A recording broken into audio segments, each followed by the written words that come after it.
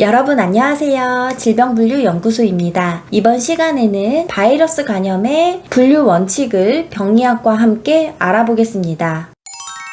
이번 강의에서는 먼저 바이러스 감염의 개념을 이해하고 B15와 B19까지의 분류 원칙, 바이러스의 종류와 급성, 만성의 구분, 특히 만성 B형 감염의 분류를 중점적으로 보도록 하겠습니다. 마지막으로 KCD에서 실제 코드를 찾는 방법까지 함께 살펴보겠습니다. 바이러스 감염은 간에 염증이 발생하는 질환입니다. 원인은 대부분 바이러스 감염입니다. 간에 염증성 질환이 생겼을 경우 급성으로 회복되는 경우도 있지만 일부는 만성으로 진행하여 간경변이나 간암의 원인이 될 수 있습니다. 따라서 조기 진단과 적절한 관리가 매우 중요합니다. 병리학으로 다시 한번 이해를 해보면 바이러스가 우리 몸으로 들어오게 되면 간세포를 감염시키게 됩니다. 이 과정에서 면역 반응이 일어나게 되는데 이때 간세포가 손상이 되고 간에 염증이 발생하는데 이것을 바로 우리는 바이러스 감염이라고 부릅니다. 대부분은 회복이 되지만 일부 환자는 회복되지 못하고 만성으로 진행하게 됩니다. 만성 감염이 위험한 이유는 오랜 시간이 지나면 간경변증이나 간암으로 발전할 수 있습니다. 따라서 만성 감염의 관리가 매우 중요하다고 볼 수 있습니다.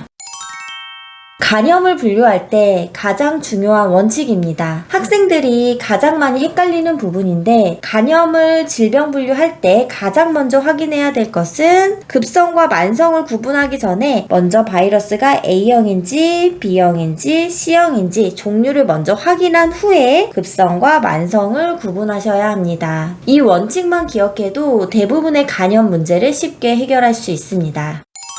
바이러스 감염을 공부할 때 중요한 것 중에 하나가 델타 병원체입니다. 델타 병원체라고 하는 것은 D형 감염 바이러스입니다. HDV라고 표현을 하고요. 델타 병원체 D형 감염 바이러스의 가장 중요한 특징은 혼자서는 감염을 일으킬 수 없다는 것입니다. 반드시 B형 감염 바이러스가 있어야 증식을 할 수가 있습니다. 다시 말해서 B형 감염이 없었다면 D형 감염 바이러스도 있을 수가 없다. 반드시 B형 감염이 선행된 후에 D형 감염이 동반된다라는 거죠. B형 감염에 델타 바이러스 D형 감염까지 함께 감염이 되면 간 손상이 더욱 심해집니다. 간 손상이 더 심해진다는 뜻은 감염 바이러스로 끝나는 것이 아니라 간경변증이나 더 심할 경우 간암으로 이어질 수 있다라는 거예요. 따라서 KCD에서도 델타 병원체의 유무를 구분하여 분류하고 있습니다.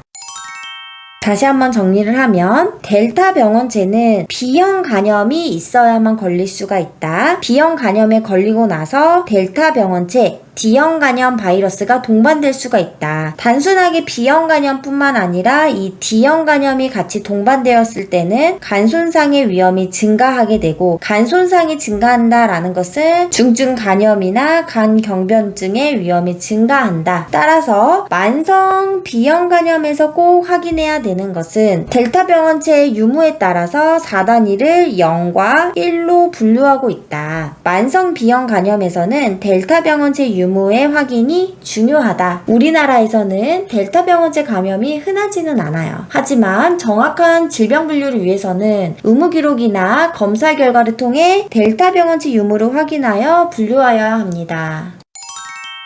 이번에는 B형 감염 보균자에 대해 알아보겠습니다. 보균자라고 하는 것은 B형 감염 바이러스 자체가 몸 안에는 존재하는데 간에 염증은 거의 없는 상태, 즉 특별한 증상이 없는 상태를 말합니다. 이러한 시기를 면역 관용기라고도 불러요. B형 감염 보균자는 델타 병원체가 없는 경우에만 적용을 할 수가 있습니다. 보균자로 기록된 경우에는 5단위가 0으로 분류가 됩니다. 반대로 델타 병원체가 있는 경우에는 B18.0으로 분류가 되므로 면역 관용기 여부를 추가로 확인하지 않습니다. 이 보균자 코드는 예전에 B형 간염을 알았다는 과거력만으로 보균자로 코딩하셔는 안 됩니다. 즉, 의무기록에 보균자나 면역 관용기 등으로 명확하게 기록되어 있을 때만 B18.10을 사용할 수 있습니다. 그럼 KCD에서 함께 찾아보겠습니다. 첫 번째로 찾아볼 단어는 급성 A형 간염입니다. 하나의 포인트는 A형 간염은 바이러스가 몸에서 완전히 제거되기 때문에 만성으로 진행되지 않습니다. 항상 급성으로만 존재한다라는 거 알고 계시고, 반면에 B형과 C형은 바이러스가 몸속에 남을 수 있어서 만성으로 진행될 수가 있다. KCD의 시작은 늘 3권 색인책에서 시작을 합니다. 선도어는 간염이 되겠습니다. 간염에서 대시 하나짜리로 바이러스성, 대시 2개의 급성, 대시 3개의 형태, 대시 4개의 A. 급성 A형 간염은 B15의 범주로 들어가게 되는 것을 찾을 수가 있습니다. 두 번째로 찾아볼 단어는 이제 B형 간염입니다. B형 간염에서 중요한 점은 델타 바이러스의 여부가 중요하다고 했습니다. 델타 병원체가 함께 동반이 되어 있으면 4단위수가 0으로 끝나죠. 직접 사전으로 찾아보겠습니다. 선도어는 간염이 되겠고요. 대시 하나로 바이러스성, 대시 2개의 만성, 대시 3개의 형태, 대시 4개의 B까지 내려와서 만성 B형 간염 바이러스가 되겠고, 만성 B형 간염에서 중요했던 점은 델타 병원체의 동반 여부인데, 델타 병원체를 동반했다고 표현이 되어 있으니까 하나 더 내려와서 델타 병원체를 동반한 D형 간염 B18.0 대시로 표현이 되게 됩니다. 이 대시에 표현되어 있는 것은 우리 1권에서 확인을 하시면 되고요.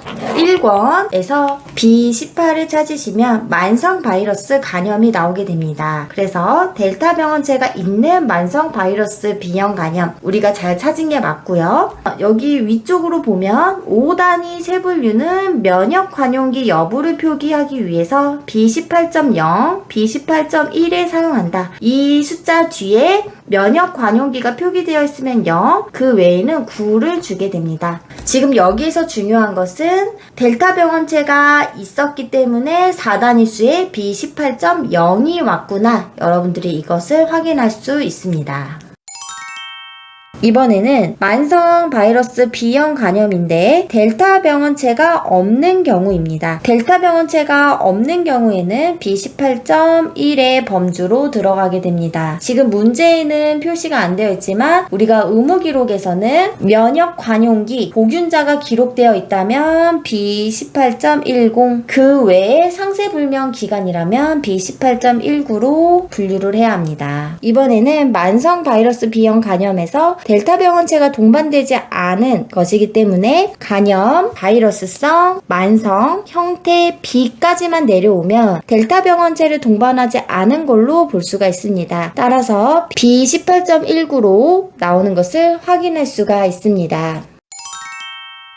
마지막으로 급성 C형 간염입니다. C형 간염은 먼저 급성인지 만성인지 확인을 해야 되죠. 급성이기 때문에 B17의 범주가 왔고요. 만약 만성 C형 간염이었다면 B18의 범주로 들어가게 될 것입니다. KCD를 통해 찾아보도록 하겠습니다. 급성 C형 간염에서도 선도어는 간염이 되겠습니다. 간염에서 바이러스성, 급성, 형태 C로 내려오게 되면 B17.1, 즉 B17의 범주로 들어가는 것을 확인할 수가 있습니다. 간염 중에서 특히 만성 B형 간염 중요한 부분이 많아서 최종 정리해 보겠습니다. 델타 병원체 여부가 중요했다. 만성 B형 간염이 있으면서 델타 병원체가 있으면 B18.0, 델타 병원체가 없다면 B18.1로 분류한다. 특히 델타 병원체가 없을 경우 면역 관용기 보균자의 유무를 의무기록에서 확인을 해야 된다. 확인을 한 후에 5단위까지 결정을 해주어야 한다. 델타 병원체 유무에 따라서 4단위가 결정이 되고 델타 병원체가 없는 경우에 면역 관용기 보균자에 의해서 5단위가 결정된다 라는 점 꼭 기억해 두세요. 마지막으로 정리하면 A형 간염은 급성으로만 존재를 한다. A형 간염은 B15로 분류를 하고요. 급성 B형 간염일 경우에는 16, 그 이외의 급성 바이러스 간염은 B17로 표현이 됩니다. 모든 만성 바이러스 간염은 B18로 표현이 되고 상세불명 바이러스 간염은 B19로 표현이 된다. 특히 이 중에서 우리가 오늘 B18의 분류 원칙들에 대해서 자세하게 알아봤습니다. 오늘의 핵심 정리입니다. 바이러스 간염을 분류할 때는 먼저 바이러스의 종류를 확인한다.